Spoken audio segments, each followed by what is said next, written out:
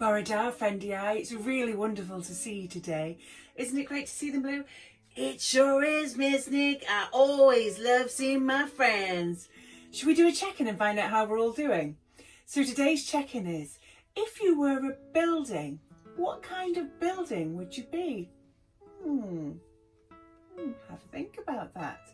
Blue, what do you reckon? Well, I'd be a really super duper busy train station. I've got trains coming in, I've got trains going out. Everybody's got a destination. Wowzers, that is a very, very busy building, a train station, isn't it? I think I'd go the opposite end. I think I'd just be a quiet little country cottage. That's how I'm feeling today.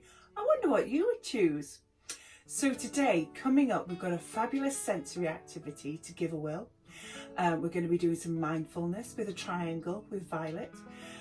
Mulberry is going to be doing some percussion with those affirmations that we learnt yesterday. And Oren's bringing us some gratitude. Shall we get on with it? To make shaving foam sensory play, you will need shaving foam and a container. Begin by squirting your foam in your container.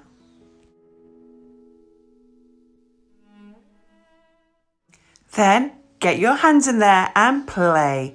Enjoy the foam, enjoy building and squishing and squashing it, and just sense into how that feels on your hands.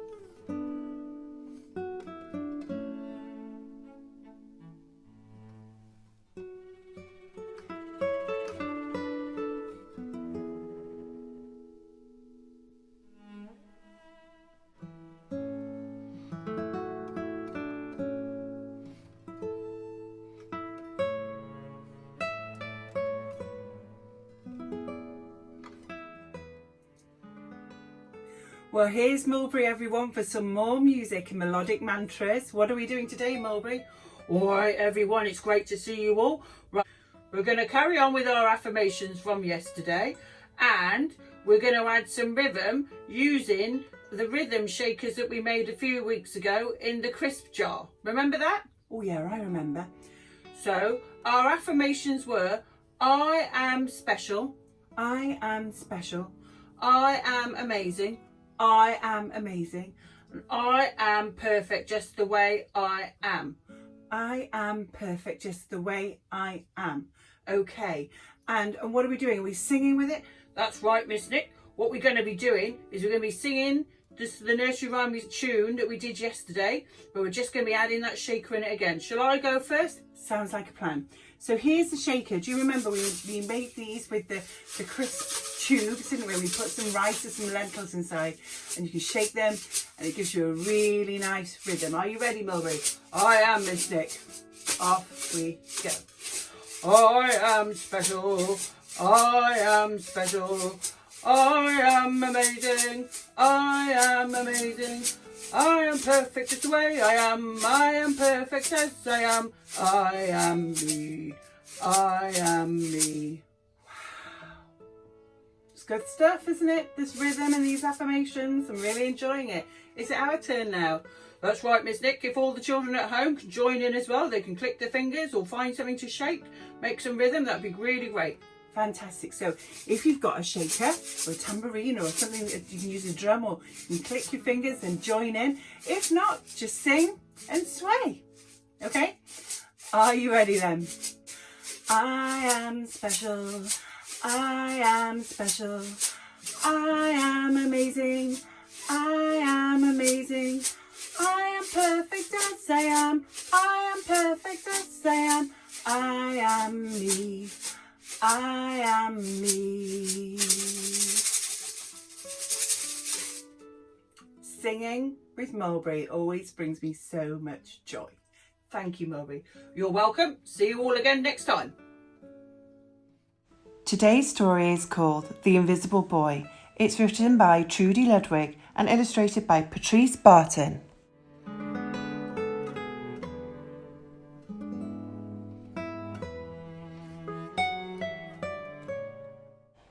Can you see Brian, the invisible boy?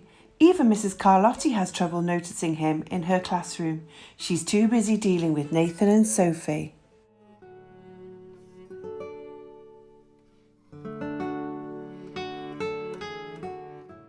Nathan has problems with what Mrs. Carlotti calls volume control. He uses his outside voice inside too much. Sophie whines and complains when she doesn't get her way. Nathan and Sophie take up a lot of space. Brian doesn't.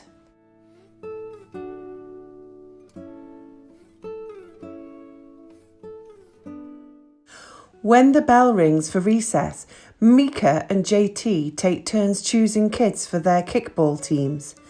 The best players get picked first. Then the best friends of the best players. Then the friends of the best friends. Only Brian is left, still waiting and hoping. JT glances in Brian's direction and, just as quickly, looks away. We've got enough players for each team, he tells the others. Let's play ball.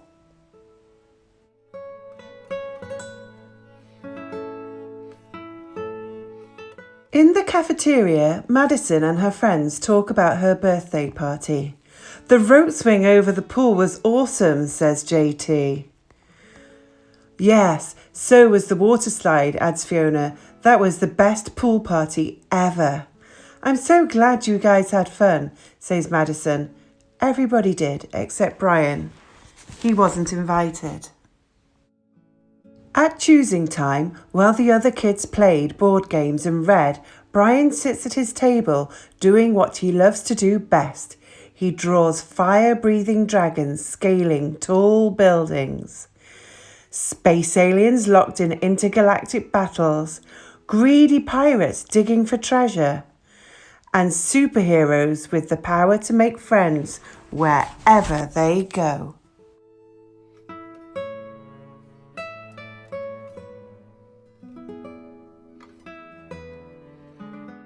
On Monday morning, Mrs. Carlotti introduces Justin, a new student to the class.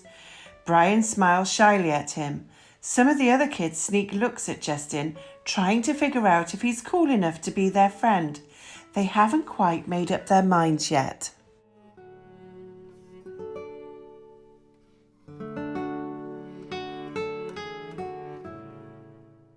At lunch, Madison and JT watch Justin eat with chopsticks.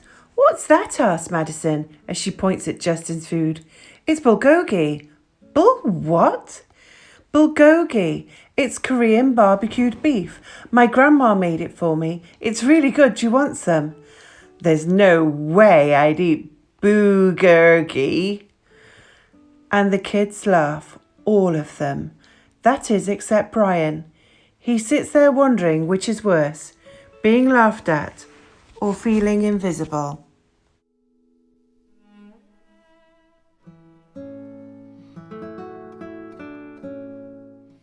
The next day, when Justin goes to his cubby to put away his backpack, he notices a piece of paper with his name on it. Justin, I thought the bulgogi looked good. Brian, yum. At morning recess, Brian finds a piece of chalk on the ground and starts drawing away. You're Brian, right? Yeah. Thanks for the note. Hey, Justin, Emilio calls out from the tetherball court. You're up next. Sorry, I gotta go, says Justin. By the way, that's a really cool drawing, he adds before taking off. Back in class, Mrs. Carlotti asks the kids to team up in 2s or 3s for a special project. The kids scurry around the room to pair off. Brian heads towards Justin. I'm already with Justin, says Emilio. Find someone else. Brian looks at the floor, wishing he could draw a hole right there to swallow him up. Mrs. Carlotti said we can have up to 3 people in our group. We're only 2. Come on, Emilio. Let him work with us. Okay, I guess.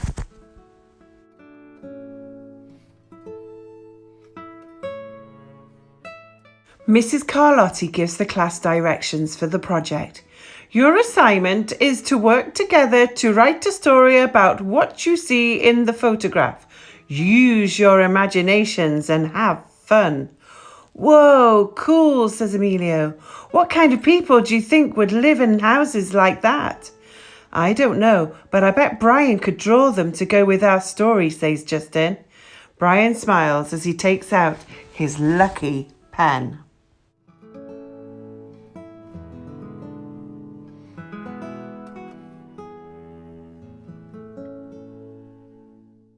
It's lunchtime again, Brian's least favourite part of the day.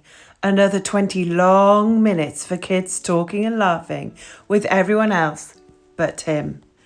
Brian, he hears someone shout. Hey, Brian, over here.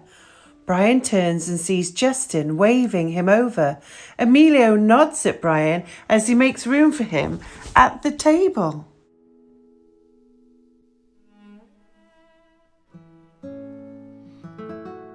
Cookies?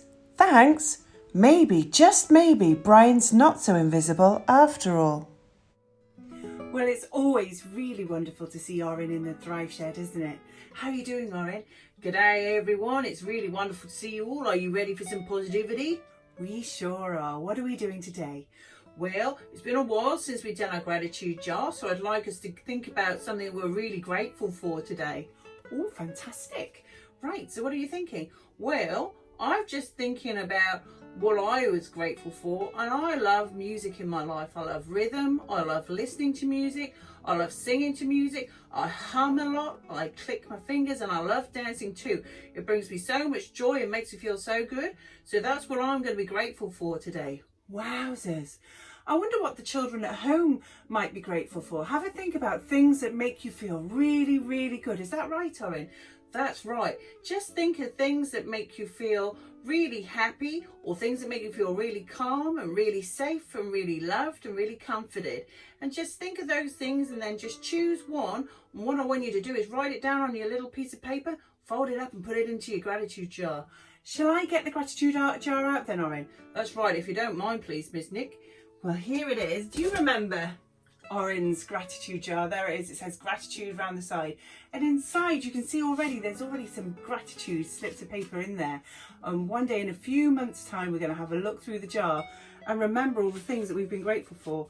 So here's Oren's little slip of paper, and it says music on there, and it says humming, dancing, singing and listening. So there's lots of ways that Oren really enjoys music. Isn't that fantastic? So I'm folding that up and I'm popping that into the gratitude jar. In it goes. There it is, Oren. How's that for you? That's brilliant. And just the act of thinking about something you're grateful for fires off those neurons in your brains, and it builds that positivity. It makes you feel good. Doesn't it just?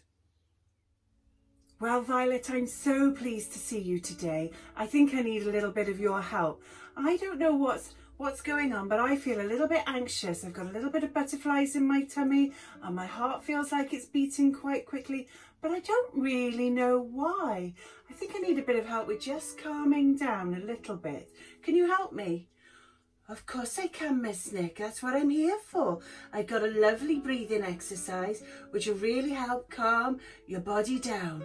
Well, that sounds fab. I think I need to have a try at that. So what is it that we're going to do? Well, it's called triangle breathing. And what I want you to do, Miss Nick, and the children at home, is that I want you to imagine that you've got an invisible triangle in front of you. Right, so if we start at the top, that top point of a triangle, and remember a triangle's got 3 sides, hasn't it? So we start at the top point, and when we go down like this is one side of my triangle, and then along the bottom, that's the second side of my triangle, and then back up to that middle point, that's my third side of the triangle. Is that right, Violet? That's perfect, Miss Nick. And what I want you to do is I want you to use your finger, much like you just did, starting at the top point and following the triangle's lines down and round. And as you do, down the first side, I want you to breathe in slowly through your nose. So breathing in slowly through our noses as we go down that first side. Okay? And then when you get to the bit where you go along the bottom, I want you to trace the line with your finger, and this time just hold your breath whilst you're going along that line. So we're going in as we go down, and then we're holding the breath as we slowly take it across the bottom. And then what do we do, Violet? And then as you go back up the line, back to that top point, I want you to slowly breathe out through your mouth. Do you think you can try that with Miss Nicholson, everyone at home? Oh, I think we can. Shall we have a go? So we're starting at the top and we're breathing in. So,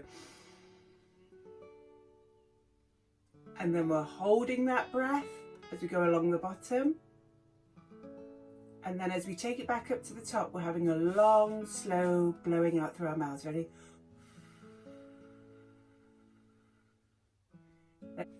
So are we ready? Let's have another go. So we're going in through our noses as we come down. And then we're going to hold it. And then we're blowing out slowly through our mouths. So we do that again. In through our noses. Holding the breath. Out through our mouths.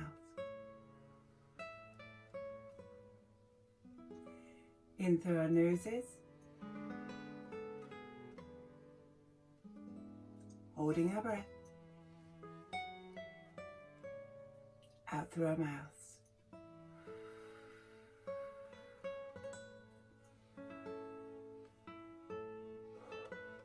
I am feeling a lot calmer now. That's had a really good effect on me. My heart rate feeling more steady, and those butterflies in my tummy don't feel as fluttery now. Thank you for that, Violet. You're welcome, Miss Nick. Remember, if you're ever feeling too excited or worried or anxious or angry, you can use your breath to help calm you down. Fantastic. It's Would You Rather time, and today's Would You Rather question is, would you rather sleep without a pillow or sleep without a duvet? Ooh, what do you think, Blue? Well, I love my pillow and I love my duvet. I don't want to give up either of those, Miss Nick. You've got to pick one. It's only for fun, Blue. Okay, I'm going to choose to go without my pillow because I love snuggling into my duvet and I could use a little corner of it to be my pillow. Oh, that's good thinking, isn't it? I wonder which you choose. Well, Blue, it's come to that last part of the session. We've just got one more thing to do before we say goodbye, and it's joke time. So today's joke is, are you ready? He's ready. Today's joke is, what do cows like to read? Well, I don't know. What do cows like to read, Miss Nick? Catalogues. Wow! Catalogues. Cows are cattle, and I love to read a catalogue. That's such a good joke, Miss Nick. Was a good joke, wasn't it? And with that, we need to say goodbye. And we'll see you all again soon. Say goodbye, Blue. Bye, everyone. Foil thou, friendy eye.